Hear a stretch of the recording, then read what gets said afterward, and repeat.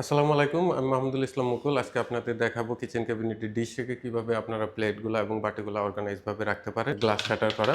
এই ডিশ রেখে আপনারা প্লেটগুলা সুন্দরভাবে অর্গানাইজ করে রাখতে পারেন।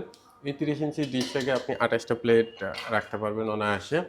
এবং এই ডিশ রেকগুলো বিভিন্ন সাইজের হয়ে থাকে ২৪ ইঞ্চি, ৩০ ইঞ্চি, ৩৬ ইঞ্চি বিভিন্ন সাইজের পেয়ে যাবেন।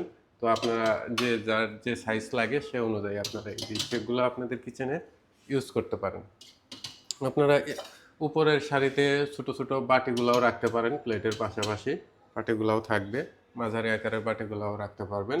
এবং নিচের যে ট্রেটা আছে এই ট্রেতে আপনারা ছোট ছোট বড় বাটিগুলা রাখতে পারেন, বিভিন্ন কাপ রাখতে পারেন, পেরিস রাখতে পারেন এবং হচ্ছে আপনার গ্লাসগুলা রাখতে পারেন। এবং নিচে একটা ট্রে দেওয়া আছে, উপর থেকে যদি কোনো পানি পড়ে এই ট্রেতে পড়বে, আপনি সিঙ্কের ভিতরে এই পানিগুলো রেখে দেবেন, তার পরবর্তীতে আবার এই ট্রেটা এখানে লাগিয়ে দেবেন। এরকম একটা সুন্দর কিচেন ক্যাবিনেটে আপনি ডিশ শেক করতে পারেন।